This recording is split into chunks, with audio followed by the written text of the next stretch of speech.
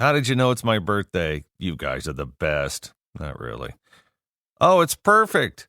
A box of fuckery from the nice guys. You know, the burden, the shouldering of the responsibility for all of this magnificent content that we put on NGF, it all rests on my shoulders. Well, I'm doing all the tech stuff, like I have to download the voicemails and set them all up. Fair enough. And I got to keep you on track when you're rambling on too much about something that's kind of boring. So, yeah, that's the balance. Okay. All right. So when you decide to be something, you can be it. That's what they don't tell you in the church.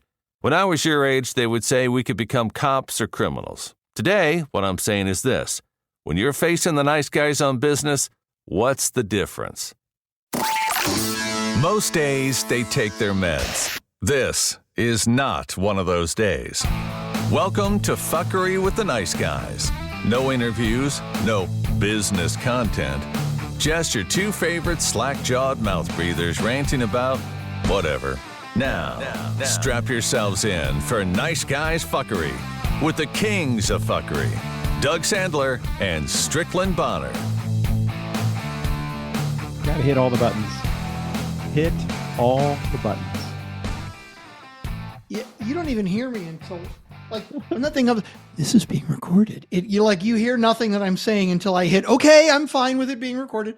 Hey, I like your shirt. Wile E. Coyote. Is that Wile E. Coyote on your shirt? So goddamn old, but I like it. I used to wear it all the time, and then you can see it's a kind of a really faded green. And then I was like, boy, that thing's really beat up as much as I like it. But it's not that beat up anymore. I guess my standards have gotten lower. Hold on. This is an important noise. I didn't hear it. I saw it, but I didn't actually hear it. Because I don't know, can you hear that? This is specifically a podcast episode only for alcoholics. We encourage you, if you're an alcoholic, you will enjoy this episode.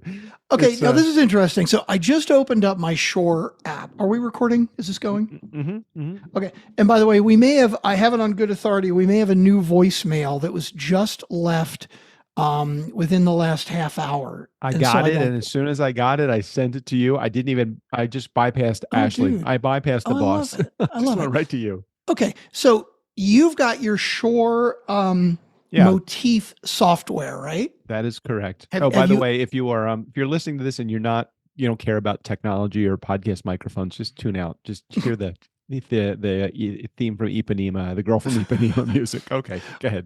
Well, this is interesting. This is business stuff almost, sort of maybe. Have you opened the app in a while?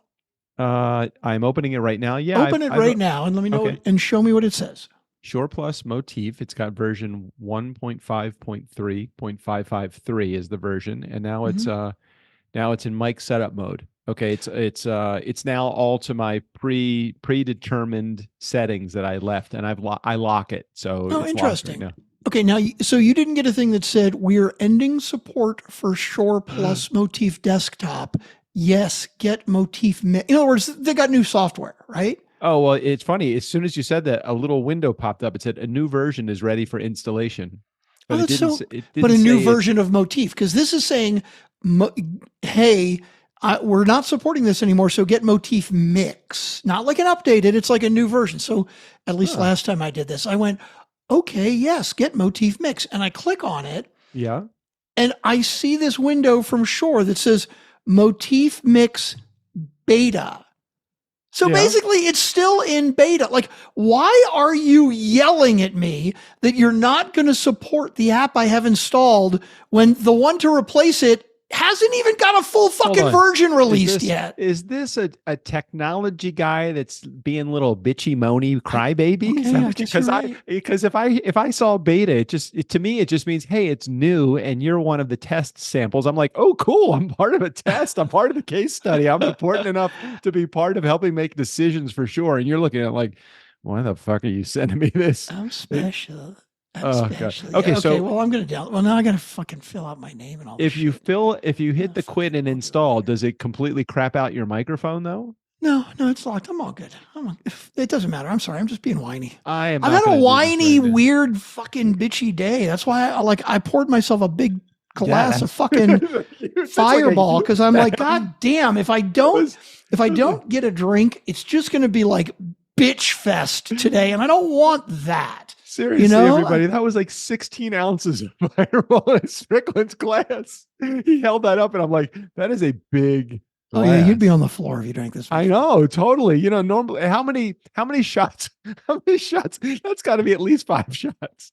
No, it's what's the joke when they say I'm just gonna have one glass of wine, and they make that glass that literally holds an entire bottle. Yeah. It's like it's a shot. I mean, I turned the bottle over and then I stopped. That's a shot, right? I mean, it doesn't matter how long I held the bottle upside down while the liquid was pouring, right? Well, I'm sorry that you're in a crybaby mood here. I'm going to have a full sip or two of Fireball, and we'll just be like, settle in. Fuck all that. What do I care? And it'll be fine. Strickland's going to settle in. Okay. Although what I've heard from yes, one of the conversations that I had when I went to Sally's for dinner and we're talking about the show and stuff, and I'm like, we're just a bunch of fuck ups. Like, what do you like about us? And she's like, well, you just ramble and it's entertaining. And then she's like, I like it when you go into rant mode. Oh my God. And I'm like, what is that? Well, when your voice goes way up and you just start rambling and just kind of like when you're talking politics and it's like, oh yeah, kind of like right now. I guess it is like that. Oh, because I know when it came up because we were playing the game, right? We were playing Exploding Kittens or something. And I went into rant mode and she was like, yeah, that's entertaining. I like that. It's funny. You haven't gone into rant mode recently on Nice Guys. I think you did. I think you may have when I mentioned to you when we talked about the name for our Nice Guy communities, listeners or Funkin' fans.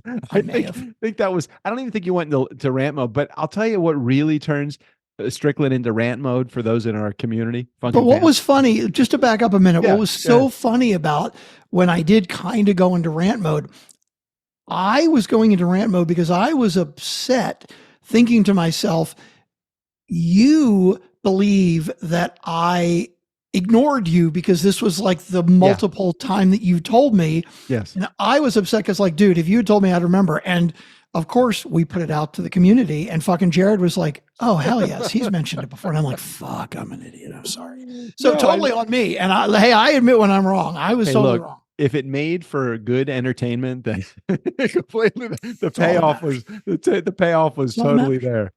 Okay. So, we got into this brief conversation. I forget if it was through text or I don't think we talked about it. I think it was through text. We were talking about, I remember something about I will be your Ryan Reynolds to your Hugh Jackman in the new you Deadpool, sent right? me the Wolverine or Deadpool versus Wolverine or Deadpool and Wolverine, whatever the movie's called. Yeah. You sent me the preview for it.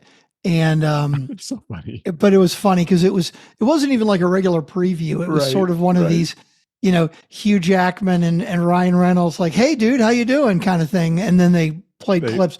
But did you notice when he said Hugh Jackman, it's like they're at the craft services table, right? They've got food or something for him. It's like, hey dude, we're both on a set. How are you doing?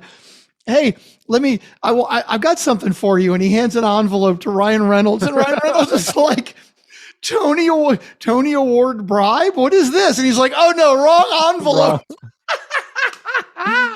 Because Hugh Jackman is like Mr. like, hey, I'm really cool. I'm on Broadway and I'm a real thespian actor, on the boards on Broadway and shit. And I am super, super excited for July. I think it's something like 24th or somewhere in July of this year, 2024, that the new Deadpool and Wolverine. Is that the name? Is that the name of the movie? Deadpool and Wolverine? I think it is. I think, or Deadpool versus Wolverine. It's one of those two. I don't know. Anyway, I didn't realize that it was coming out that soon. And I'm a huge fan of Deadpool. I think you introduced me to Deadpool probably a few years ago, and I hadn't watched it yet. And then I watched that one. I don't think I'd seen the first one until the second one came out, and then I watched the second one with your on your advice, and oh my God, such a great, it's like the dysfunctional superhero. I was so ready to not like the second one because I'm like, there's no way it could live up to, because the first one was, and it's so fucking good. So I don't know if you know the backstory too with Ryan Reynolds and Hugh Jackman. No, I know. Tell me. But I do know that they're both making $20 million on the film. Not that Ryan Reynolds needs $20 million, but Oh my hey, God, right? and he probably has points on the movie too, right? Oh, Because I'm sure. doesn't he direct it also? No, he doesn't direct it, but I Is he think he's a executive producer. producer? I think he's Right, some kind right, of producer on it. right. Okay. So, What's the story? publicly, like on social media and shit, Ryan Reynolds and Hugh Jackman have this feud going on. Like they hate each other, they dig on each other. Now the reality is they're good friends, and they don't hide it. Like Right. the whole social media fight is specifically a joke on social Okay. media. But so they're constantly digging on each other and talking about how bad each other's movies are and how bad an actor they are and shit. But what was funny in the second Deadpool movie, I'm trying to remember the scene or the scene. There was something where he like could go back in time. I can't remember now, but it was like he walks into a Deadpool walks into a bar and Wolverine is in there. Right. And he basically he walks in and because shit, I wish I could remember the situation He's like, now because you want it's you like want to he breathe was through in. your forehead or something like that. Right. Because I saw that that's actually a promo for the movie too. Oh, I don't know about that. Well, but in Deadpool 2, like he went back in time and basically walked into a bar where he knew Wolverine was going to be. He walked into the bar and shot Wolverine so he wouldn't try to join him in the future. Or some shit like that. This is funny. But yes, it's they're So get excited. It's coming out. We'll have a nice guy viewing party. Is it, can you yeah. even do that? How do you do that? We'd have to invite everybody to the movies. Good question. I have no idea how we would do that. I'll tell you what we could do. I actually had a guest on the show, episode to come out. Hold on a second. Let me go into our board here in Monday.com, which is basically the best fucking decision you've ever made. Monday.com. Well, with Marjorie's recommendation, I mean, I definitely got it. gave the sign off on it, but she did the research and it is fucking brilliant. So yes. I had this guy, his name is Martin Papp, and he was on the show. Martin owns a tea company that he started in China. Now he's an American in China starting a company. He has 400 locations that carry his tea. And basically he didn't check out of the business. He's still very much a part of it, but it's a very, very small part of his time suck in the course of his month. And so he's got the revenue coming in from 400 places that order his tea and other beverage services from him. So he got into the real estate investment business, and he's like, there's so many people doing like commercial real estate in the United States. I'm going to do it somewhere else, and I'm going to do it a little bit differently and a little bit more unique. So he's got this thing. It's called, hold on a second, I'll tell you the name of it. I guess I should know because he's a sponsor of the Nice Guys show. Anyway, hold on, where the heck is the name of, here we go, Nova House. Sorry, no, Okay. not Nova House, Nova House. Nova House is a investment property in Costa Rica that is like a luxury rental property that has, now get this, podcasting studio built into the one that they're doing right now. So he's like, hey, why don't you and your entire team come to Costa Rica instead of going to Las Vegas for your team trip next time? That's right. I'm like, hey, this sounds like a really good plan. This is a great idea. So he was on the show talking about Nova House, and I thought he was pitching it for, hey, people come and actually rent the property, and that would be great. But no, they're in the early stages. He's actually looking for investors in it. So they're in the early stages of putting this together. And I'm like, maybe me and Strickland, maybe Turnkey needs an investment property in Costa Rica. How cool would that be? That would be pretty cool. That would be pretty damn cool. So while he is a sponsor, this was not a commercial for Nova House. I just thought that he was a cool guy. I forget why I even got on the subject of Nova House. Anyway, I don't know. podcasting studio, all that. Just we need to go there. Vacation. Okay, so we do have a problem with the voicemail. Oh. You forwarded me the voicemail. Oh, yeah. And it's basically a thing that says play message, but it's asking me to log in to play the message. And when I log in, I got to sign in. It's not an actual file that I can do play. it. I can do it. Jesus, I got to do everything with this fucking company. I know, right? God forbid you reach out to Ashley and say, "Hey, I got a last minute thing. Can you do this?" Well, it was literally, I mean, how many minutes ago before we had this, did the message come in? It was very soon before. By the way, welcome back. My name's Strickland Bond. On the other side of the microphone, Mr. Doug Sandler. Hey. That was for Jared. I'm sure he's been counting down the minutes of how long we've been going. Before I said that, we are 13 minutes in. 13 minutes in. Yep. Oh geez, now it's got to send me a freaking code. Are you freaking kidding me? God damn. Okay. I've got student loans that I'm paying off right now for my kids. And it's so funny because when I log in to the student loan thing, and it always says, "Hey, we're going to send you a code. We want to make sure it's you." And I'm thinking to myself, right, because somebody's going to hack in and pay my fucking student loan. God damn, that's the stupidest shit ever. Why the fuck would anybody try to hack into my student loan account? God damn. Every goddamn time I'm like, you don't need to fucking, I'm just annoyed, sorry. Excuse me, Mr. Bonner, you need to have two-factor authentication, and you need a whole another 750 mLs of firewall while you're at it. I can't get into the voicemail. I can't. Really? I mean, it's not that I can't, but it's asking me to verify. Verify later. Okay. So what?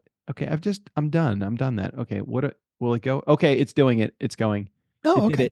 It did it. Oh my gosh. It did what? Is it sending to me? I hacked the system. It's like I get so excited when I'm able to actually do something that I should have been able to do anyway. Mm-hmm. All right, hold on. Let me I'm going to email this to you. Is that what we're doing? Yeah.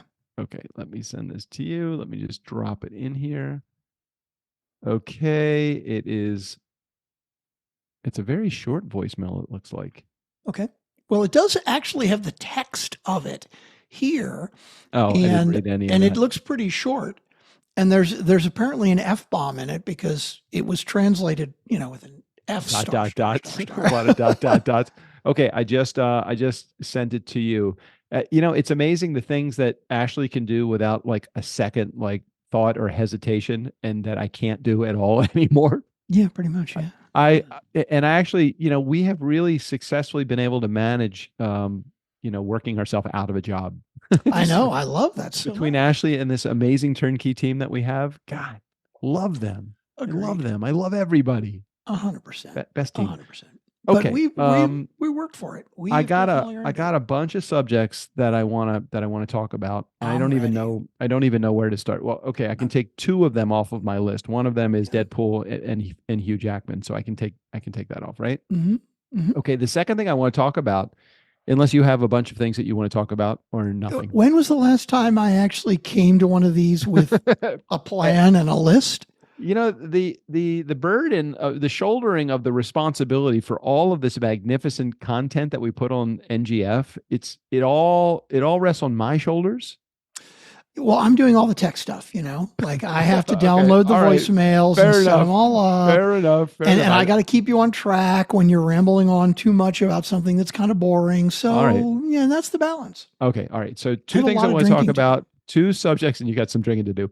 1440, I want to talk about that because it has changed my life. Oh, right? My fucking life. It is now, along with coffee, it is my second longest morning activity that I got. That's the first thing I do in the morning. It's so funny that you say that because I'm trying to be more aware of where my time is going when I get up in the morning, because I typically am up by like 7:30, right? Sometimes earlier. Okay. But then I end up in bed for like 11 an o'clock hour. Before you know it. No, I end up being in bed for like an hour, and like sometimes I'm like doom scrolling on Facebook or Instagram or whatever. But I do spend the very first 15 minutes of my day or so looking through 1440, and sometimes there are more articles I like, other times there are fewer. But yes, please continue. So I don't know if this is a result of me subscribing to 1440, but then there is another newsletter that I get. I don't get this until later in the day, but it's called TechCrunch. Do you get that one too? I have so many email subscriptions in my personal email that I ignore a ton of them. So if I get it, I don't No, All right, so I've ignored it. I haven't read it. TechCrunch goes through like I'll just give an example of what it shared with us today. Talks about all things technology related, like remote access isn't always the best access. Sharing on Instagram with your favorite smart glasses, Starliner Stunner, TikTok, and more talk.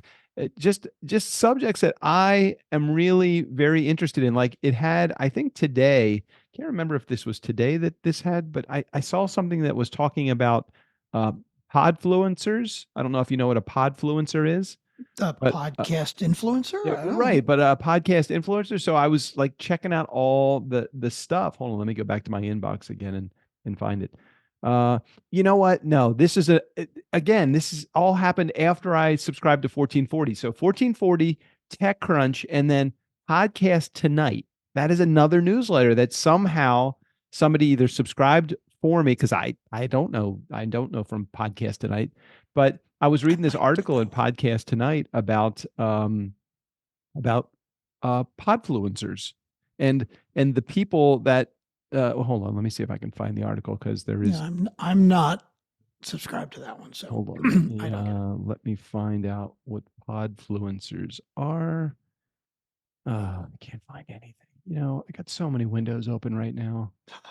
Hold on a second. Let's see if I can find it. Okay, Spotify Global Podcast. Okay, here we go. Podfluencers. Podcast hosts build trust with their audiences, and they've become highly influential in purchasing decisions. 63% of people asked said that they trust their favorite podcast host more than their favorite social media influencer. Just call them podcast influencers. I thought that was a pretty interesting statistic. So 63% of the people that are in our audience trust us more than their favorite social media. Like, I don't even know that I can name a social media influencer. Can you? No. Well, you know what? social. I can't. Mr. Beast. I actually watched a Mr. Beast video today. He is pretty fucking entertaining. You've never heard of Mr. Beast? No. What is it? So this is a guy who, and if there's anybody out there that knows better than me with this, please let me know. He started off a couple of years ago just doing like weird, crazy shit on the internet and started getting popular. Like he would just post YouTube videos. And then as he was getting more popular and making more money with sponsorship and stuff, he would do things like, give away, $100 bills on the street, right? Or, he would give away like give away a car, shit like that, right? Okay. Now, and he's just, dude, you should look him up. Who's the guy that gives away the briefcases of money? That's not him, is it? There's a guy that's. I don't know if it's if it's a real thing or if it's just all an act. But there's a guy that gives away like a briefcase full of money.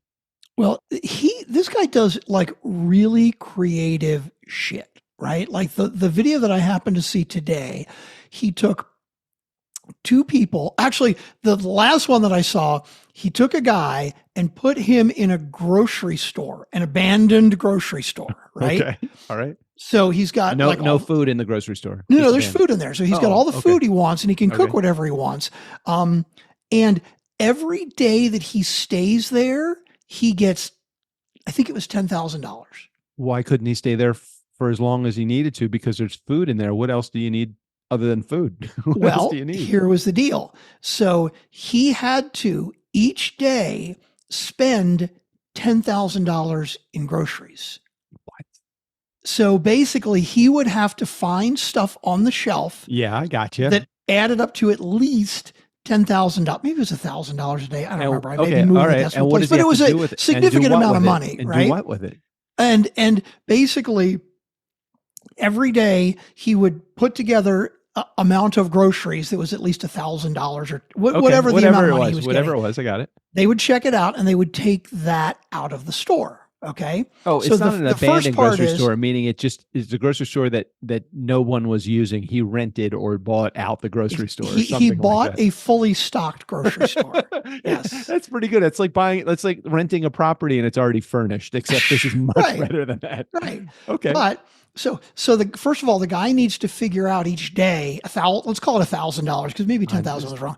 Strict, this is $1,000. totally in my zone. This is totally my thing. How many times do I check the bank account every day? Right? Exactly. This is my thing. He needs to get $1,000 in product to get rid of every day, but obviously he wants to make sure that he's holding on to food that he wants, right? Okay, so the first 3 or 4 days, all good, no problem, everything's fine. But then they turn the power off on him. Oh shit! So he's got to start thinking about meats and perishables and milk. Exactly. Stuff. So he starts selling all the meats and perishables because he knows they're going to be no good. But then he's also got to think about, okay, what am I going to eat? And there's plenty of stuff that is, shelf stable that's going to be for a long time. But it's like, what are you going to get bored with?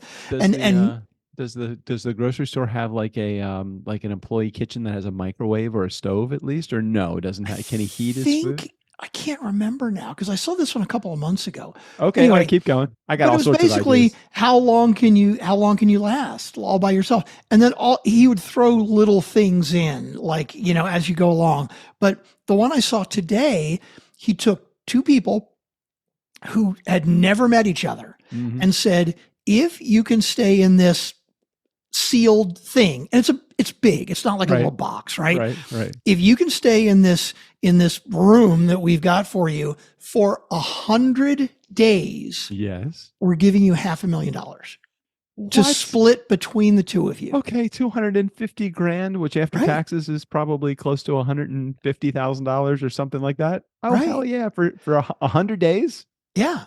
3 months. But here are all the twists, oh boy. Right? So the 2 people, they don't know each other at all, right? Yeah, and they get like basically an uncomfortable bed, and they can cook, and they have food, but it's literally like cans or shelves of canned chicken, shelves of canned veggies. It's the same shit every day, right? Where did we pay? Oh, go ahead. Keep going. You're about to. So they put these 2 people in, and they're watching them all the time, but also they can't turn the lights out. The lights are on 24/7. That's not good. That's not good that's really not good. That's almost like torture. Well, they have beds, and so they fashioned these things where it's like they could get a certain amount of darkness around the bed. Okay. But yeah, they were going a little nuts about that. So one room or many rooms? One room. They have a private bathroom. Okay. I was going to ask you, and it's a man and a woman. And is a man and a woman. Oh, man and a woman, and they don't know each other. They've never met each other before. Both of them are like, millennials, 30 something, or Gen Zs or whatever. And so every 10 days they come in with a new offer.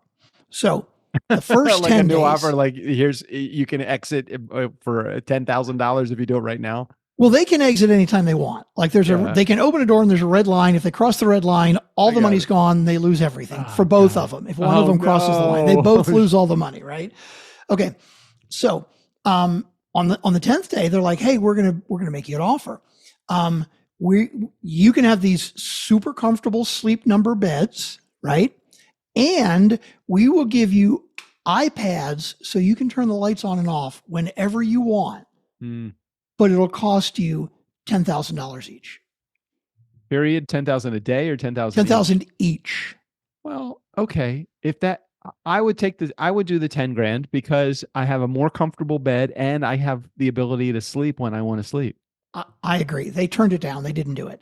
Now, after a couple of days, they were kind of regretting that. But then 10 days later, they come back with another offer. Like one of the offers was, they had a coffee machine and spices and stuff, and they turned that down. And then they had a big screen TV, right? And this huge stack of movies. And they said, okay, here's the deal. We're leaving the TV, okay? But a movie, it costs you like $1,000 per movie. Every time you watch it, it'll cost you $1,000. And they were like, no, we don't want the movies. But it was funny because they figured out, they left the TV, they figured out how to hack it. The guy was like, wait a minute, an antenna is just a piece of metal, right? Right. So they find like a fucking raw wire, push it into the back of the TV, and they found like 5 over-the-air stations to watch some crazy shit. They did good stuff. Because they were just bored shitless. I mean, literally, they had nothing to do. You got to put. I know it will require a little bit of effort, but you probably need to put in the show notes the link for Mr. Beast if that works for you. And if anyway, yes, I'm going off on the tangent too much, but you do me a favor. You Google this right now. What did Mr. Beast make last year? You will fall out of your fucking chair. The money he's making right now, I don't remember exactly how much it is, but it is a sick amount of money. What? $82 million. Jimmy Donaldson, better known as Mr. Beast, made a monumental impact in the digital world in 2023. According to Forbes, he earned $82 million over the year, a sum that positions him as a top earner and major influencer in the online arena. He looks like a nice guy, too. Right? And I haven't watched that many videos, but the ones I've seen, he seems like a nice guy. Although, obviously, some of this stuff it's a little twisted. Yeah, but it really is kind of like, look, you make your choice, right? He's not forcing people to do something. He's taunting them, and he's like, look, you can leave anytime you want. With a name like Mr. Beast, you have to figure that he's going to be a little bit thwarted in his, a little bit skewed in his thinking. How did he get his start? What's his? Literally YouTube influencer. Like, he started posting videos that were entertaining and stupid, and people started watching, and so he started doing more stupid shit, and he started getting sponsorship and making money, so he started doing stupid shit, giving money away and giving things away, and got more and more popular. So the question that I constantly have when I see guys like this is like, what's the difference between what he's doing and the stupidity that we are bringing forth every week? What is the difference there? Dude, there's none. JJ was talking to me the other day. She's like, and she has a very, very, as you know, I'm telling our nice guy community this, very successful coaching business. She's an empowerment strategist. She's very much in the spirituality space. But she mentioned to me a couple of days ago, she said, I just need like one person, like one super celebrity. Like if Taylor Swift would just say JJ Flizanes, it's, I keep thinking, are we just one celebrity away from who are these fucking guys? The nice guys. They have 1,500 episodes. They've got to be doing something right. And the joke is on you. We don't do anything right. We don't do anything right. We do nothing right. We're like the shoemaker's kids. We have a good production, but Strickland, how much effort after we get off of the podcast and you get the recording, how much time do you put into editing our podcast? I was actually editing a welcome episode last night, as you are aware, and I was walking, my daughter through some of the things that I'm doing. Right. And she's like, wow, that's really cool, but like, it's so much work. And I'm like, oh yeah, when you first start and you're listening to yourself, you hear, because she wants to do some recording of her own I'm like, oh yeah, you're going to hear every and ah and breath, and you're going to cut every little piece out because it just will drive you nuts at first. And then at some point you'll get to the point where Doug and I are, where we record an episode and we will literally say on the episode, oh, that was shit, man. We should really cut that out. Nah, that would require editing. Fuck it. And then we leave it in, and that's where we are. Well, I guess so, but so answer the question more directly than that. How much time, if we do an hour-long episode, which seems to be about the trend recently, an hour or more, if we do an hour-long episode, how long are you spending on the episode? Because we do have some clients that listen and that would be very interested in hearing how much effort you put into our show, as opposed to you probably put more effort into that 13-minute welcome episode that he's like, Strickland's already nodding his head yes. Oh, hell yeah. 100%. In that 13-minute episode, then probably the last year of episodes that we have done for the Nice Guys. How much time do you put into a typical 1 hour long episode of the Nice Guys? Okay, I grab the raw file. I don't even grab your file and my file to mix them. I grab the mixed file, right? Okay. All right. So like if I look at the mixed file and it looks like, oh, for some reason you were really hot and I was really quiet, or the other way around, yeah, I'll grab the two individual tracks and put them together just to be safe, right? Right. And then I'll dig in the middle somewhere to find a good clip. I mean, the most amount of time that it takes me is like finding a teaser clip that I think is kind of entertaining. Right. Put it at the beginning, find a pre that's appropriate from Steve O'Brien, mix that in, teaser, throw the intro on, throw the outro on, output. That's it. and then All I right, so post it. I guess the question more directly would be, what takes longer to actually process the file through Hindenburg or editing time? What takes longer? Well, let's put it this way. I definitely put much less time into editing and producing than we do into recording. Let's put it that way. I mean, it's been a really, really long time since I've spent even half as much time producing an episode as we have had recording it. I don't know that that says very much. I put less effort into editing than I do into actually recording. And you just said earlier you do no preparation with editing. I mean, with preparing for the episode. So, like, let's call it 6 years ago, when we were first starting out, and I was putting much more time and energy into this. We've been doing this show for almost 10 years, just so you know. That's fucking crazy. How many downloads were we getting at that time? In the beginning? Mm-hmm. Oh, we were lucky if we were getting 100. Mm-hmm. And how many are we getting now? Several thousand, I think. So there's your answer. So there's no correlation. The fact that I'm putting less time into it, that is exactly why we're getting more listeners. Oh, maybe so. Okay, I got it. We're psyching out our audience. We're telling them we're going to be giving them more, but actually we give them less, and they appreciate it more. Is that kind of like slap me, sir? Thank you, sir. May I have another? Is that kind of like that? It's causation versus correlation, and I'm just playing with the data in a funny way. But yes, but I do appreciate all of the time, effort, and energy. You know, like we have a new published author, and that is about to launch their podcast after we finish recording their book, which is very cool. And when we do, again, Nice Guy Community, this is for you. When we do an author's book, we don't build a standard open and close into it, because we're going to spend more time talking about the content of the book. And so when they make the transition to doing a regular production, meaning do regular podcast episodes, we want to create a little bit more of a production. So without even saying anything, I just said, hey, this person became a production client. Strickland goes, okay, I guess I got to mix that open and close for them. And it's like the first thing that goes into your head is, how much more can I service my client to make sure that this client is getting above and beyond what we're already doing for them, which is above and beyond what anybody else would do for them to begin with anyway. So I appreciate you jumping in just as quickly, me not having to say, hey, don't forget you need to do the open and the close. You're like, hey, I'm gonna produce an open and a close, so we make it sound really good. Well, and even to the point, like when we have clients that we launch, we will discuss with them the script of the intro and outro and maybe get their feedback on it but like with this, it's like, no, we're just going to fucking write it. Now, obviously, if he doesn't like it, we're happy to redo it, but we want to do the work for him. We're going to write the script. We're going to record it. We're going to pick music. We're going to do all that stuff because we want to make it easy. It's how can we over service the client?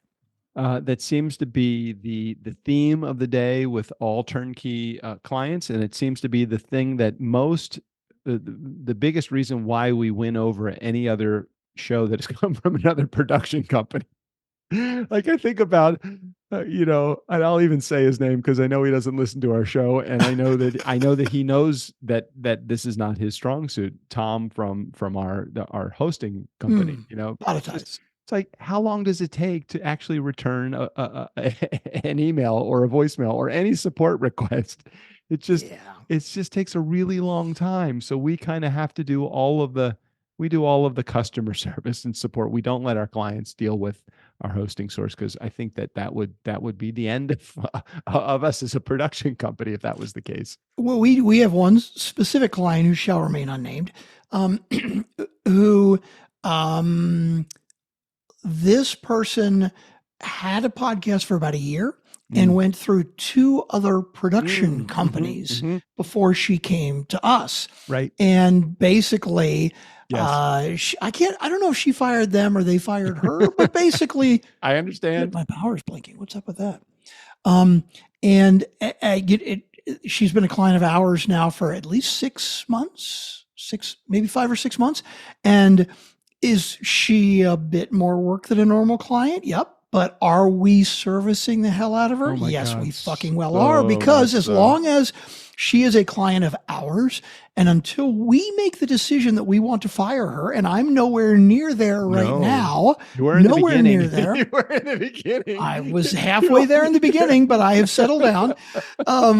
And I'm nowhere near there. And until we decide that, we are going to over-service the shit out of it. Strickland is so funny when it comes to client-facing stuff, because I have to be like the maybe the sounding board before he actually has a conversation with the client, because I'm always afraid that he's going to say this client is being over demanding and I'm about to fire them. But he doesn't say that, but I just think that that's what's going through his mind. And with this client in particular, it was like, okay, Strick, I have to remind you how much this client is paying us every month. Well, it's interesting because early on, yeah, this is the advantage of having partners who are good supportive partners. Early on in Turnkey, when Doug and I were doing all of the fucking work and making no money at all, Doug would be like, dude, fuck, when is this going to take off? When is this going to take off? And I would give him what I call the flywheel speech, which we've talked about before. I won't go into the details, but Doug would need that little motivational, okay, I get it. We're good. I'm digging it, right? And now there are definitely times where I get to the point where a certain client will be quite demanding, and I'll reach out to Doug and I'll go, Doug, what are they paying us? And Doug will be like, this is what the rate is. And I'll go, thank you. And it's all okay. It's all okay. I mean, typically we have a handful of clients that when I hear that figure, I'll go, it's not worth it. But we're charging enough right now that happens very few and far between. Well, in my, and I use this as the example all the time with my clients, when anybody that ever questions what we charge for launch and production, I say, hey, look, just so you know, I was a $5,000 DJ in a $500 market. And like, well, why would anybody pay $5,000 when they could pay $500? I said, because I'm worth it, because I'm there every time they pick up the freaking phone. I'm there for a year and a half to support them. I'm not just a 4-hour guy to do the event. I'm the guy that holds their hand when you actually look at it and you basically say, okay, what's your hourly wage? If you put all of the hours, I bet I still make less money per hour than the guy that's working the 4-hour job for $500. But I service the hell out of each and every one of my clients. So I'm like, hey, look, we charge a premium, but we also deliver a premium service. And I think that that's really important to be able to differentiate yourself from the commoditized portion of what your business is all about. If you're a copywriter, or if you're a podcast producer, or if you're a plumber, or if you, whatever you do, there's some guy that's going to do it less. And there's always going to be a race to the bottom for those people. I don't want to be the cheapest guy in town. And the cheapest people tend to be the people that are the biggest pain in the ass also. 100%. I mean, think about it, the very beginning when we were, I think we were charging like $400 a month or something like that. It was like, everybody was a pain in the ass client because they were just looking for value, but they weren't willing to pay it. And I couldn't give you well, look at what they're paying, because we were putting in so many hours for the $400 a month that we were in. That wasn't good. I did not like that. I'm glad we changed off of that dime. 100%. I'm feeling like this is leaning deeply, heavily into business advice, which means we need to get away from this. Did you have other topics you wanted to get into? A couple other things. We did not go over our Robinhood recently. I don't think, did we do that this month? Did we do that last week? I don't think that we talked about it, but we didn't. What was it last week? Where are we? No, because Emily was with us. We talk about it at the beginning of the month usually. Yeah, but Emily was with us last week, so we did not do Robinhood last week because she's not a part of the Robinhood. Okay, wait a minute. But we're not doing it every week because that would just be depressing. No. We don't have to do it every week, but we need to get on board here. I for sure, just looking at the last 4 things that I have bought, because we're now 4 months into this. I think I bought Lyft, I've bought Robinhood, I bought Waste Management, I bought Plug, and I bought Roku. Those are the 5 stocks that I have bought. Mm-hmm. Altogether, I've put in, let's see, that would be $200 because one of those was divided by 2. And I think that of my $200, I think I'm probably around $150. So, although most of those stocks are up today, most of them, like Waste Management, actually is doing really well. Hold on, let's take a look at Waste Management. Waste Management, I put $50 in. It's my winner. I'm at $50.25 right now with that one. Nice. You're up 25 whole cents. Just with that, I actually, you're up 0.5%. Yeah, only with that one stock though. The other stocks are they're all Down. losers. They're all down. They're all down. I don't Oh know. I God. don't know what's happened. Let's see. Yeah, 30 my $50 stock in Roku, that's down to $30. My company that I bought called Plug, that was $50. It's down to 47. Waste Management, that is the one that is up 1.1% or whatever. I bought a portion of Robinhood, so I bought it 50. That is now down to 26. Thank you. And I bought Lyft.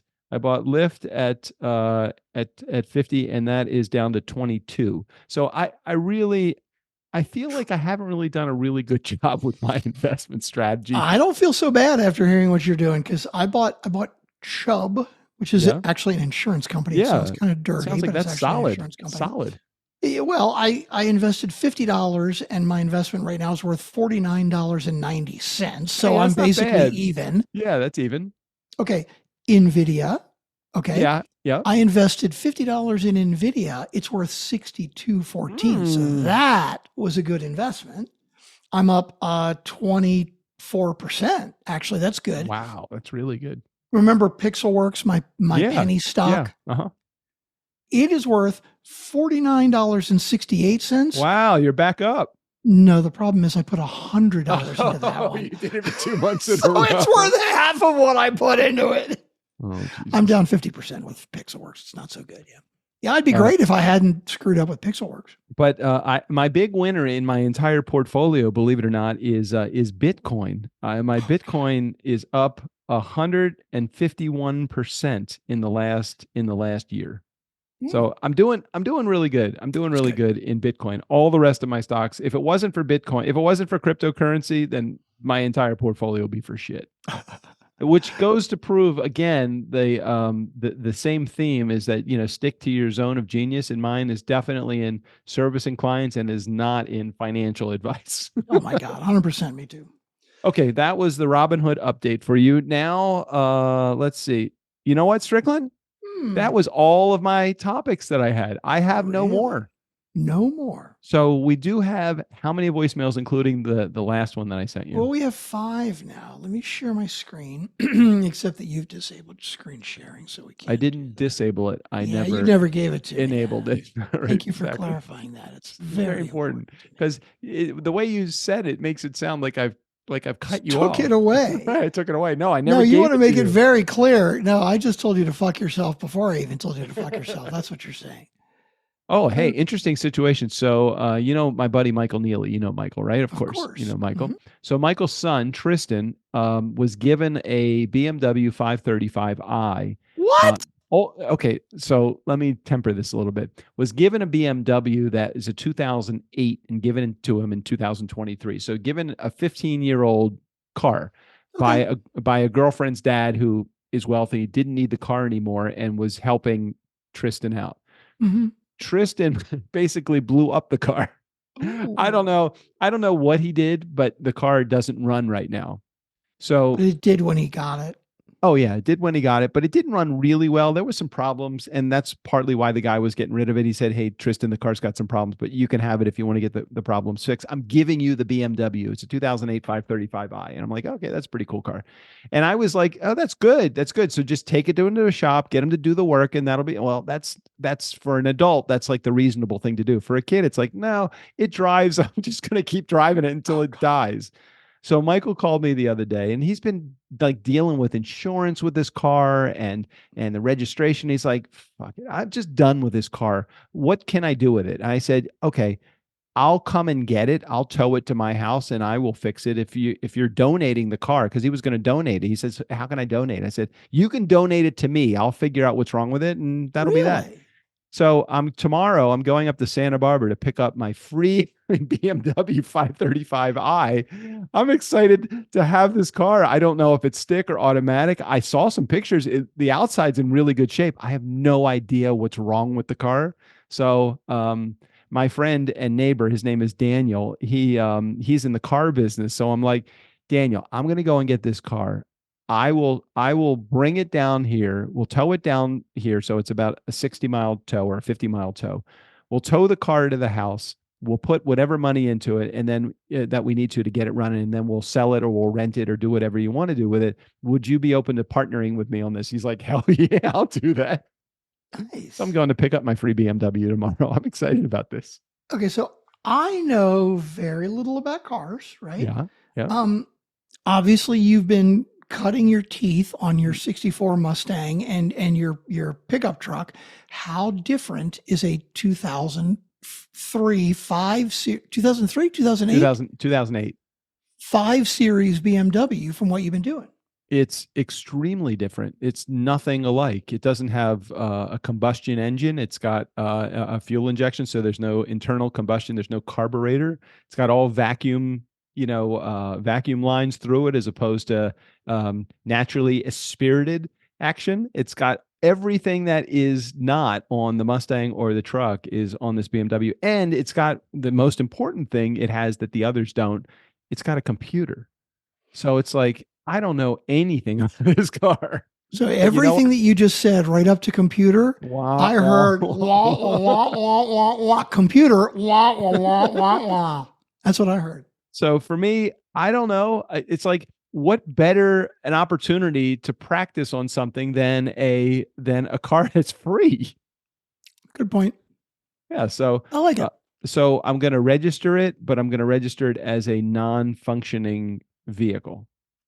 You can register a non-functioning vehicle? So in California, you either have really expensive to register your car, or only a little bit expensive to register your car. And if it's a little bit expensive to register your car isn't allowed on the street, but you can work on your car. So what if you don't register it at all right now? Well, okay, so that's interesting you say that. When you go to register it, when you get it working again, they will fine you for the years that you didn't have it registered. What? Okay, so I'm dealing with this with my Airstream right now, because I'm in the process of buying this Airstream. Mm-hmm. So the owner said the same thing. She's like, "Hey, why don't you just you're going to permanently put it in your backyard?" I said, "Yeah, I'm going to permanently put it in my backyard until we decide that we're going to sell it." Okay, because at some point that's not going to be in our backyard any longer. It's not going to be in our backyard for 40 years, right? Oh, okay. Okay, so let's say that I want to go and sell my Airstream that hasn't been registered as a trailer vehicle for the last 15 years. You know what motor vehicle does? What do they do? They go back to the 15 years that you haven't had it registered and say, you have had it registered. It just wasn't a functioning vehicle. So not only are we going to charge you for the fine, but we're going to charge you for the registration of that vehicle, which should have been licensed to begin with because it's got a VIN. So what if you tell them it was out of state? What if you tell them that you just got it? You don't have no idea what's been going on with it for the last 15 years. Okay, so you could illegally park it in your backyard. Like right now, it's got a Nevada title, and I could park it in my backyard with a Nevada title. But when I go to register it in California, they're going to check and see when it was last titled in Nevada. And if I want to get it titled properly in California, I'm going to be fucked. I'm like, I'm not going to have this be on my shoulders. I'd rather it be on the previous owner's shoulders. Okay, so I'm going to play with it here. Play with it. I'm still okay. So how much is it going to be per year to have it registered as a non-driving vehicle? I don't know how much that is. Probably under $100 a year. Okay.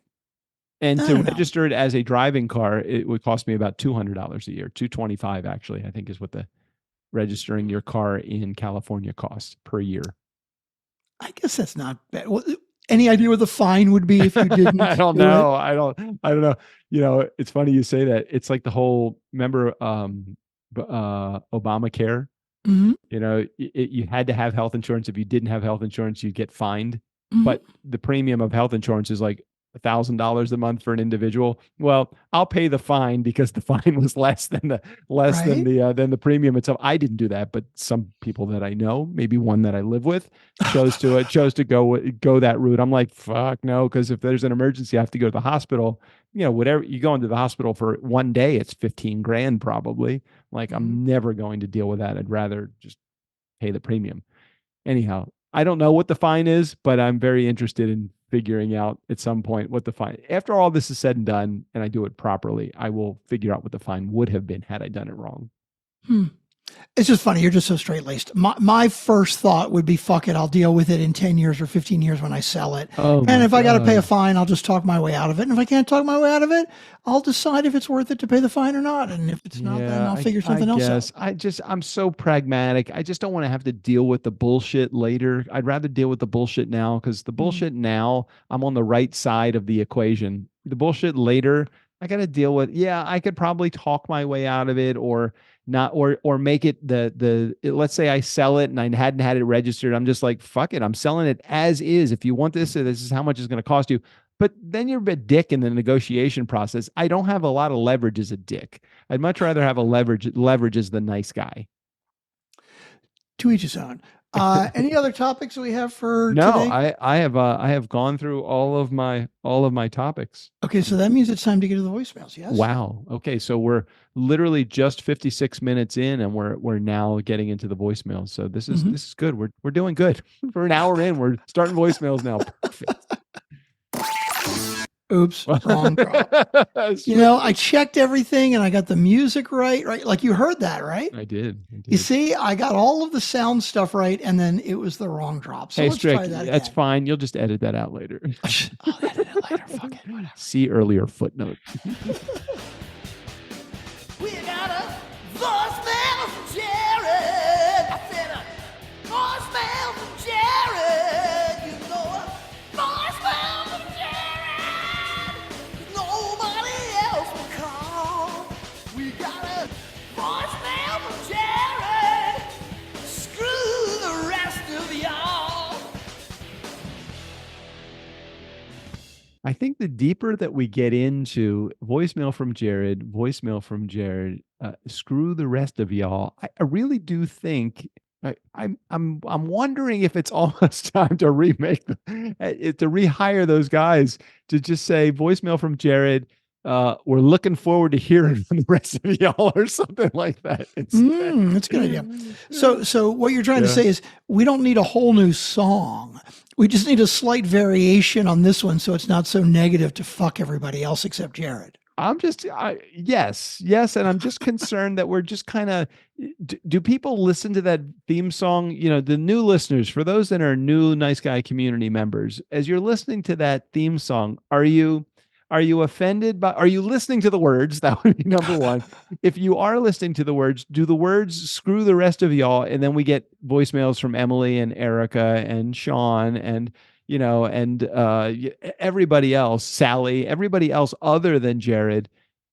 Do we care? Does it matter? I don't know. I'm just bringing it up. I'm just putting it out there. You know what? I think everybody calling into voicemail should let us know how they feel about that. Oh, interesting. Do you feel strongly that you either you are offended because the voicemail from Jared Music says fuck the rest of y'all, or even if you're not offended, if you're just sort of annoyed and like, you know what, that's really not nice. I'm calling in and I would really rather not be referred to like that. I think you need new voicemail music. I think we need call to action. 4242 DJ Doug. Let us know how you feel.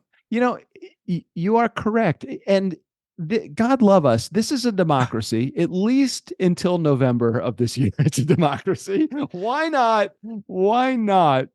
Jesus, I was Googling last night. Can a person only in the United States can a person serve as president while in prison? Wow. That's what I was putting that into Google, and Google's like, there's no reason why someone that is in prison can't. Although chances are better than not that the person that is actually going to prison as president probably will pardon themselves, because that is, I don't know if there's a rule that you can't pardon yourself.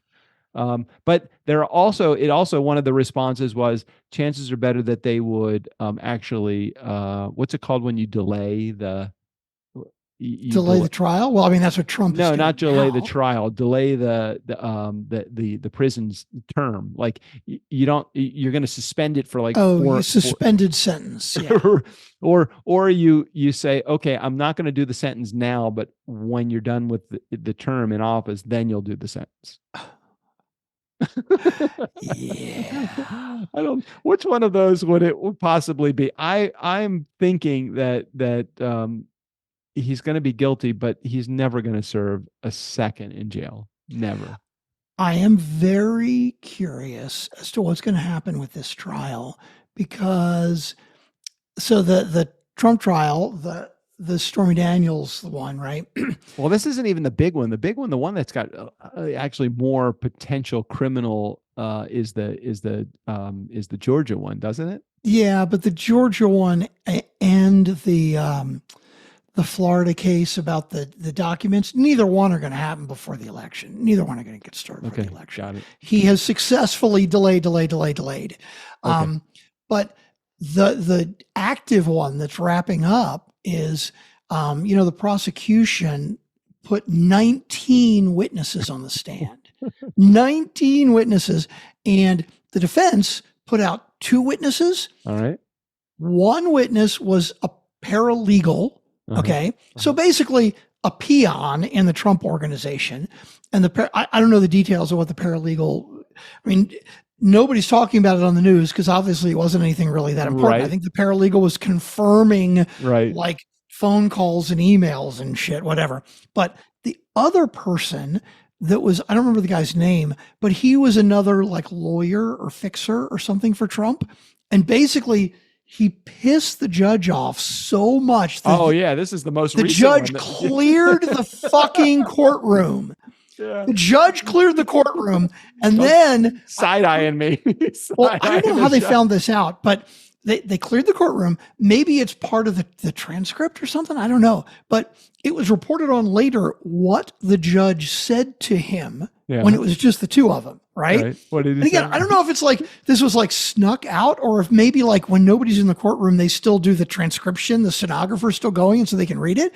But the judge basically said, look, you fucking witness. And by the way, the witness is a former New York City prosecutor, right? So he's very familiar with the law. He's a fucking lawyer, right? Right. And so the judge says to him, you don't strike motions.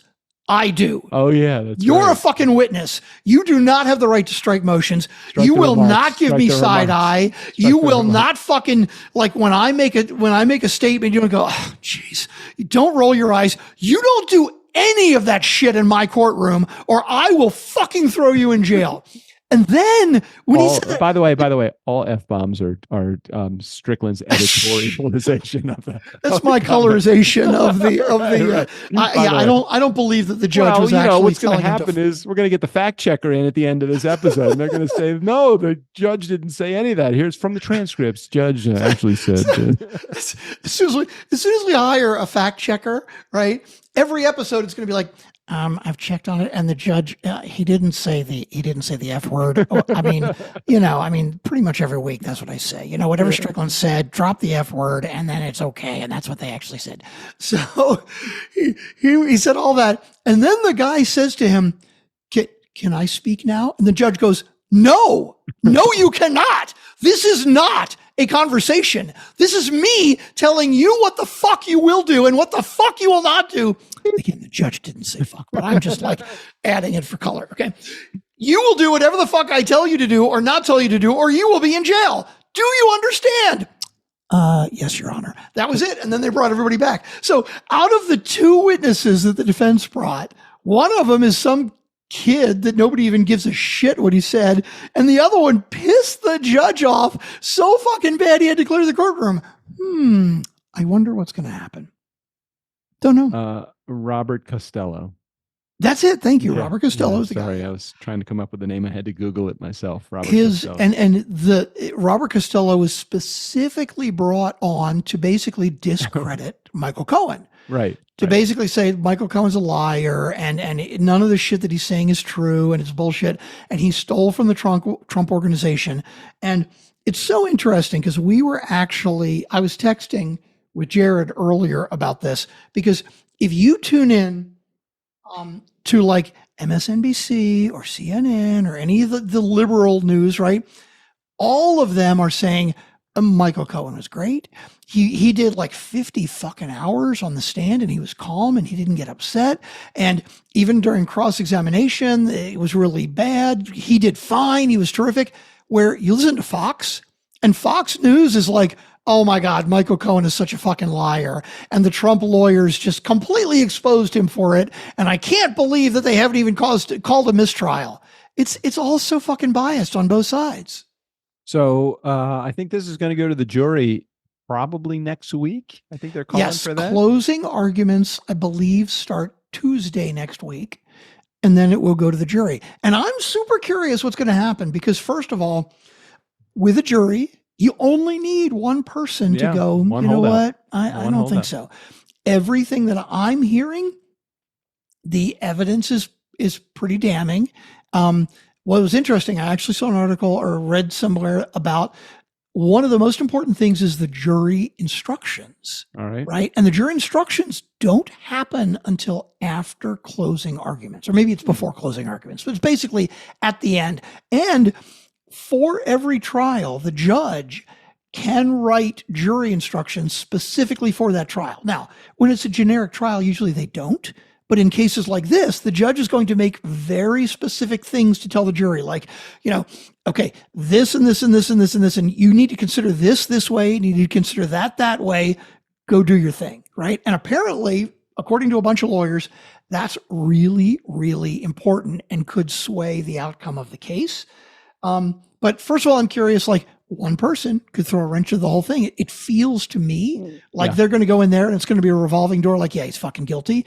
But two things could happen. One person or more could be like, no, fuck it. And they could hang the jury or they could find him not guilty. But if they find him guilty, what's going to happen? All the people that are behind him are going to be like, this is bullshit. It's fucking like, who cares what he does within his own business? Who cares if he falsifies a business record? Every goddamn company does that, right? And they're still going to back him and they're still going to believe him and they just don't care. It does. You're 100% right. Well, the thing I would really wanted to understand a little bit more clearly is that, yes, it could be one person that could hang the jury up, and it could be a hung jury, and that, if they don't have a decision, then that's as much as not guilty, right? Isn't that what happens there? If they say, look, we can't convince everybody. However, they give it like an exorbitant amount of time in which somebody, let's say that 11 of the 12 say guilty and one of them is a holdout. Don't they give the 11 a chance to convince the 12? 100%. That's what the whole, like, when the jury is out. I mean, it could be days or weeks, right? Like, let's say there's one holdout, right? So they will spend the whole day or a number of days where basically everybody that feels one way will try to make their case. They will try to convince the one person. And eventually, if between the 12 of them, if they feel like, you know what, this guy's not going to change his mind or this woman's not going to change their mind, that's when they come back and go, I'm sorry, we've got a hung jury. But it also could happen that one person could be the lone holdout and then they could make their argument, which could sway some of the other jurors to the other side. Right. Well, that's just it. It's like you could have one person in the jury that is so convinced that the person isn't, or that based upon the jury instructions that it does leave a reasonable, a shadow of doubt. That's not a reasonable. What is it called? Reasonable doubt. Reasonable doubt. Shadow of doubt. Whatever. So that one person could convince the other 11. Look, there is a reasonable doubt. There definitely is. I'm really curious, but on the other side of it too, I 100% agree with you. Even if they do find him guilty, and even if he does get sentenced, they're still going to have the people that are going to back him no matter what, because of all of the shit that he says, and all of the defenders of Trump are saying in the hallway and on news and everywhere else, trying to discredit everything else that's been going on behind the scenes. He says he never even met the woman. Isn't that what he said? He never met Stormy Daniels? Never knew her? Never.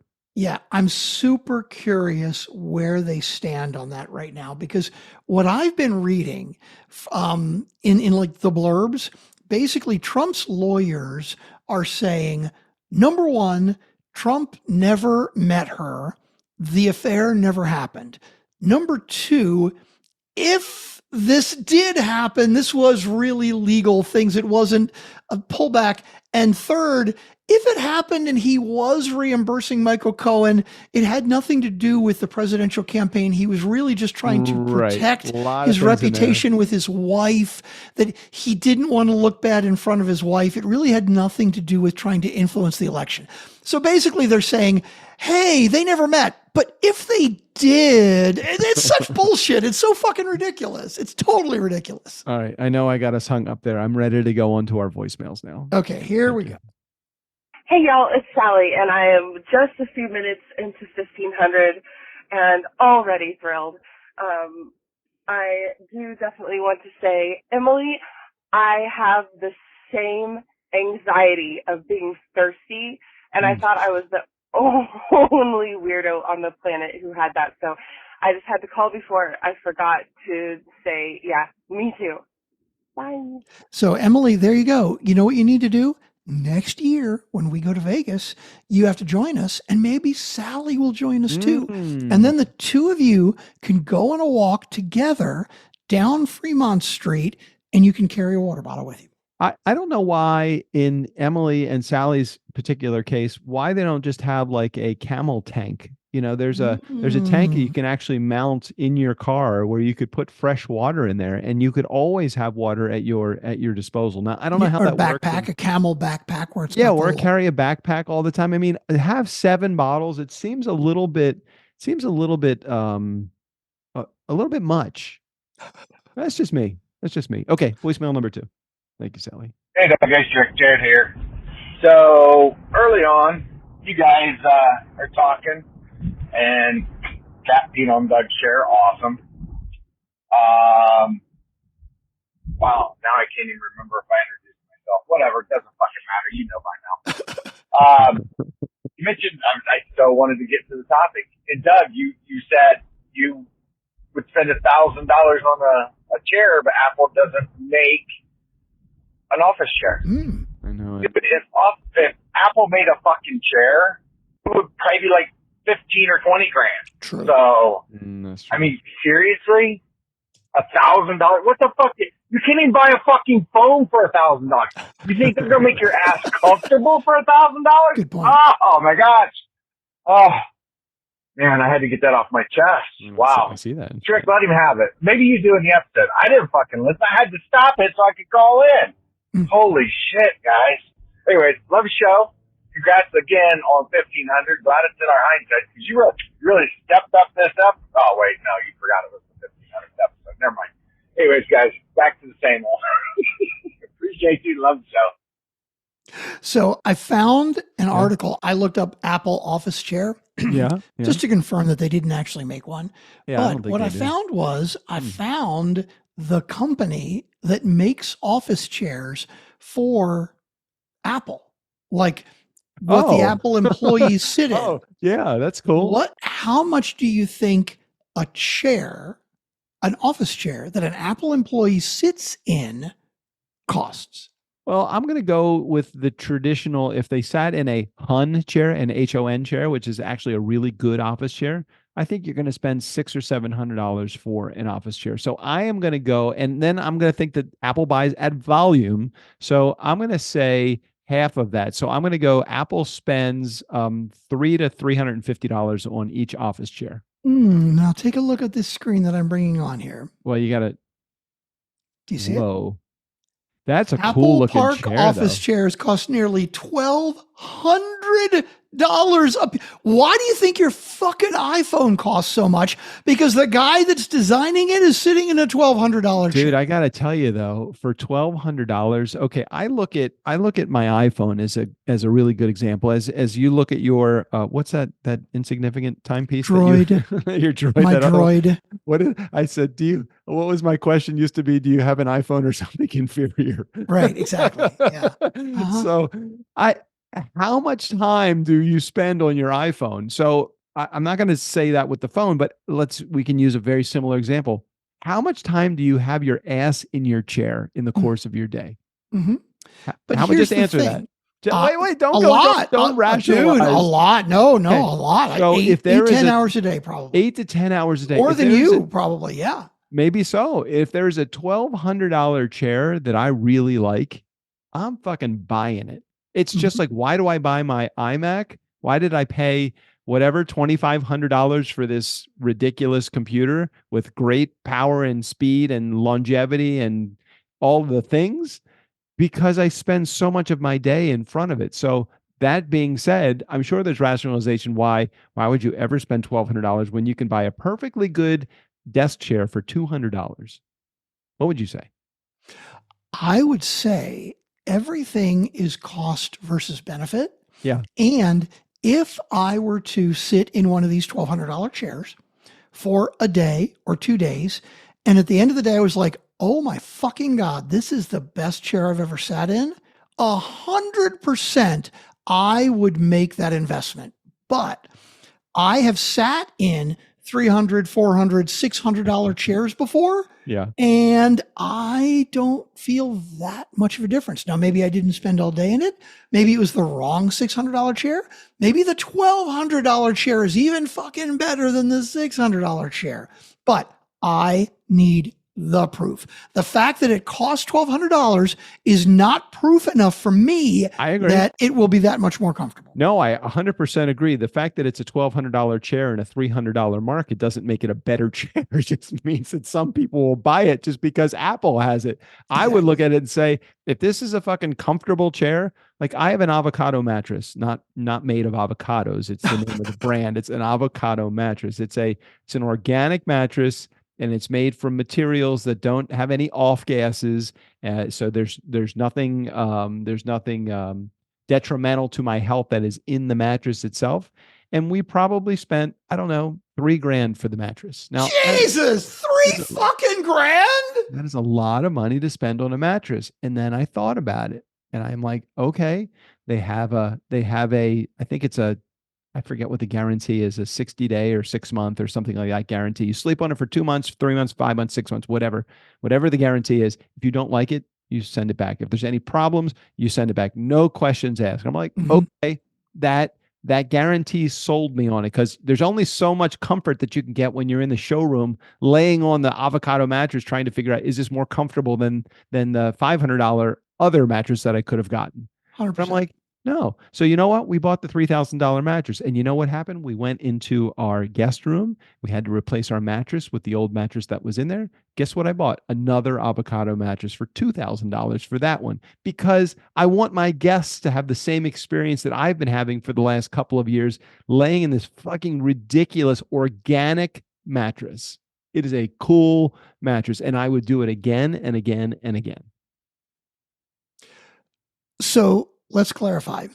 And I'm going to take the word organic out of your vocabulary. That's fine. For this. Fine.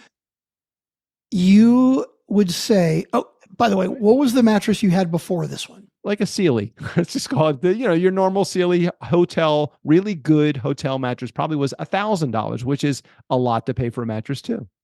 And was it like relatively new, or was it like super old, or in between? 10 years old. Okay, so kind of old, but not like super. I mean, it's kind of old. Okay. And you would say you have slept significantly better on this mattress than you did on the Sealy? I would say that this mattress is significantly more comfortable than the other mattress. Would I sleep better? I can't sleep any better than I already sleep. I sleep like a fucking baby. I put my head down and I go to sleep, but you know what? I don't have any of those.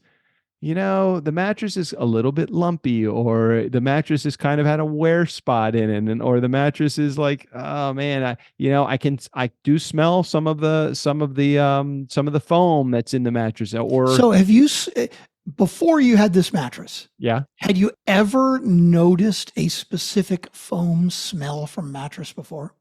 Because I have never, in my 50 plus years of sleeping on a bed, noticed a specific I'm going to say no. I'm going to say no. I'm going to say no. But not having had that mattress, I notice a different smell in our room that is not what would be considered a smell from a mattress that could have been older or a little less organic. How long I struck that from your vocabulary. How long have you had this mattress now? Had it for 3 years now. 3. Okay, 3 years. So you tell me 7 years from now if it has that smell still. I know. But Okay. So to each his own, we all make decisions on what we want to put our money into and we invest talking into. about the office chair, though. It's really interesting that you brought up the office chair because it's a valid point. It's like, why the fuck would I ever pay $1,200 for an office chair? I don't know. If it was more comfortable, the amount of time that you spend in our office chairs, I think it would be a good investment. 100%. If is the important thing. If I were to go into Office Depot and spend 4 hours sitting in a chair and go, fuck me, this is so much more comfortable than my chair at home, I would absolutely spend $1,200 in it. Let me but use it. The if is important. Yeah, I'm not assuming that it's that much better because it's $1,200. Let me use a different. Yes, I agree with that. But let me use a different example. You have a guitar stand behind you that's holding your carving guitar. It's probably a Gorilla stand. Is that correct? Mm-hmm. Okay. It's a Hercules stand. Yes. I'm sorry, a Hercules stand. That's what I meant. Sorry about that. Hercules stand. Now, we've all had other guitar stands before, and they equally hold your guitar just as good. But and you probably could get a guitar stand for probably $25 or $30 that, hey, look, you're putting the guitar in, you're leaning it against the thing, and it's leaning against the big pole that's in the back, the support. But with a not Gorilla, what's it called? Hercules. With the Hercules stand, you just put it in the neck, and when you put the guitar down, it grabs it and it holds it. Well, do you really need it to hold the guitar? Is anybody coming into your office and shaking up? Maybe here in California where we have earthquakes, the earth moves. Maybe I need a Hercules stand. But do you really in Austin, Texas need a Hercules stand? So my Hercules stand probably costs about $80. I haven't bought one in a long time because they last a long time. Right. And the one that I bought is a triple stand, right? Yep. I could go to Amazon and get $15-$20. I could get a cheapy stand, no problem. So I could buy 2 or 3 of those for $50 or $60, right? Yep. And did I spend more for my Hercules stand? Absolutely, 100%. Because my Hercules stand was $20 more. Now, if this Hercules stand cost $500, I'm going to take. I'm not going to fucking buy it. I'm going to take the Robert Sherman approach to this. No, you spent literally 200% more on your Hercules stand than you spent on the stand with just the little grip, not a grippy thing, but just leaning against it.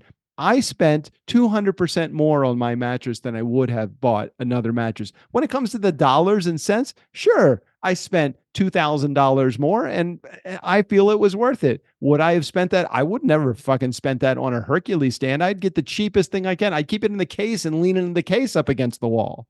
So I wouldn't spend anything on a guitar stand. Well, that's just me. So I guess it's all relative, isn't it? See, first of all, I didn't spend 200% more. I spent 40% more on mine. And while in theory, I agree with the Robert Sherman philosophy of don't look at the dollars, look at the percentages, I 100% believe that is true at scale. In other words, if I have a screw that I need and I'm at Home Depot and it costs 5 cents and I know that I can drive down to Lowe's and it'll only cost me 2.5 cents.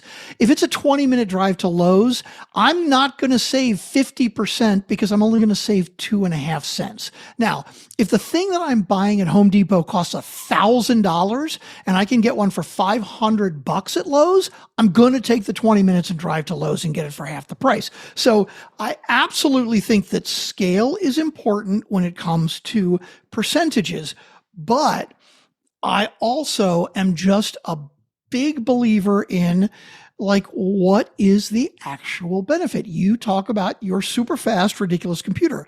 I have the computer I'm on right now is a PC. It is a desktop PC that I think cost me $700, $800. It is 2 or 3 years old. And I've never, ever so far had an issue where I've thought, God, it's so fucking slow. God damn, I'm fucking waiting. This is the whole Apple, when Apple comes out with a graphic thing, they're like, you can see 800 billion colors with this monitor and this graphics card, right? Guess what? The human eye cannot see that many colors. That is a fucking fact. In other words, it's bullshit. So when you say organic, okay, you know what? If you're saying organic because it's better for the planet, you know what? If that's important to you, I'm cool with that. Hell, But if better you're for saying, me. Better for me. but not that's better the for thing. planet. You're saying organic like it's better for you. Really? What's better for you? Oh, there's no fumes. Did you have fumes for the last 50 Hey, look, years? there's No, you never fucking noticed. They're lying hold to on you. a second. There are so many other senses other than the sense of smell. How about this? How about the sense of touch? How about the fact that the fumes, the gases could actually get through into your system through your pores if you're laying on them. You're laying pretty close to the business end of a mattress when you're laying on it. So Hey, again, I want to get back to, wait, I got two words. California- Before you go on. Yeah. 2 words. Team meeting in 9 minutes. Team meeting. We have a team meeting in 9 minutes, and we got 5 more voicemails to play. Okay, here we go. Let's get back to the voicemails. Hey, Doug, it's Rick Jared here. Voicemail number 2. So you guys are talking about Gen X and some of the things that you did as a kid. And one of my fond memories as a kid is being in the front seat. I think sometimes with my parents, but definitely with my grandparents. And they had the bench seats, right? So all the way across. And as a little kid, I'd stand up and step in front of them and steer the car. Yeah. What? And then there was this one bridge that we always went under. And so I would also get to honk the horns and scare the birds to watch the birds fly out. Same. But yeah, I remember being able to steer the car. Seatbelts, what the fuck is that? Come on now. We're standing up driving the cars when we're little kids. So anyways, I don't know if you guys remember that. Yeah, totally remember that. I'll remember that. All right, fellas, appreciate you, appreciate the show, and we can do the rest of it. Agreed. Let it roll. It's funny. I actually was I just yesterday driving down my street, I saw somebody driving, and I noticed it's like a little girl sitting in somebody's lap driving the car. I thought that was very nowadays you get in an accident and the airbag that's going to go off will kill the kid that's driving in between you and your steering wheel. Yeah. Next one. Okay. Here we go. Hey, Doug, hey, Rick Jared here. Voicemail number 3. Okay, I got to give you props. 1,500 episodes. Yeah. And you go out with a Easter egg ending that not only was an Easter egg, but it was a genuine Easter egg of shit that happened, blooperish stuff. Fantastic way to end it. Anyways, guys, love the show. Appreciate you. And here's to another 1,500. Did you do a live Easter egg? So here's a Was great that the live Easter egg? example. Yeah, here's a great example of what we were talking about earlier of how much time do I put in to actually producing the episodes. I actually put time into making Easter eggs on the last one. It was pretty entertaining.